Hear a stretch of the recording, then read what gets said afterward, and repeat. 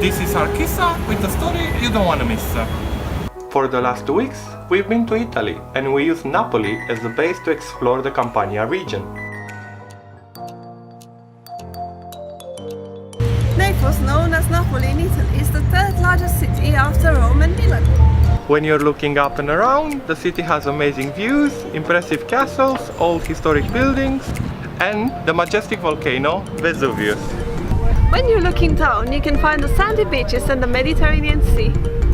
Even lower, you will find the art subway stations, which will take your breath away, with each one being different and more beautifully done than the last. There are also caves and cisterns which used to hold water in ancient times and became much needed shelters during the World War.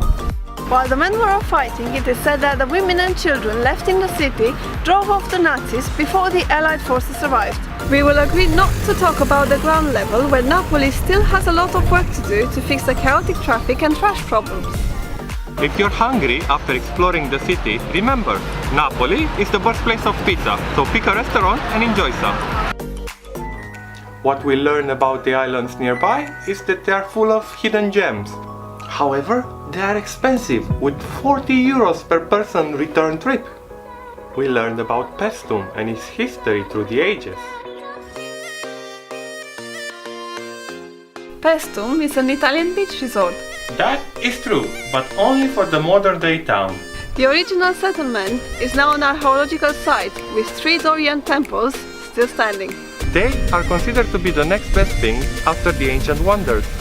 Even in the face of world annihilation, during the World War II, some lines were not to be crossed, with the ancient Greek ruins being a no-bombing zone by both sides. That is why the US Allied forces set up Red Cross First Aid tents between the temples.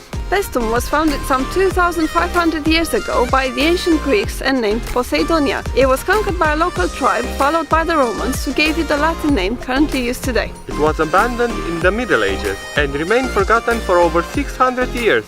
In the 18th century, when a new road made the south of Italy easily accessible, Paestum sparked great interest to the world.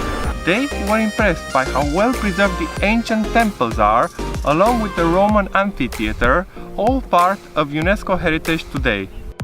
We discovered what Italians did when life gave them lemons. When life gives you lemons, make lemonade. Or should you? If you lived anywhere near the Amalfi Coast a few thousand years ago, your lemons were just wrong. They were small, they were hard, they were sour. But even in ancient times, people found a way to make them better. They mixed lemons with local oranges, making them bigger with each generation until they became like this.